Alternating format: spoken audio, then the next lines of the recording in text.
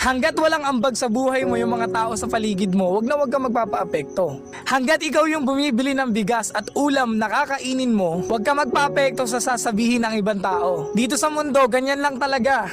Yung mga walang ambag sa buhay mo, yan at yan ang may masasabi sa'yo. Hindi mo natulungan, sasabihin madamot ka. Nakabili ka ng bagay na gusto mo, sasabihin mayabang ka. Kaya isa lang yung gusto kong ipaalala sa'yo. Hanggat yung taong nasa paligid mo na wala namang ambag sa buhay mo, wag mong papansinin. Wag kang magpapaapekto. Gawin mo yung bagay kung saan ka masaya. Again, yung mga taong walang ambag sa paligid natin, sila yung may masasabi sa atin.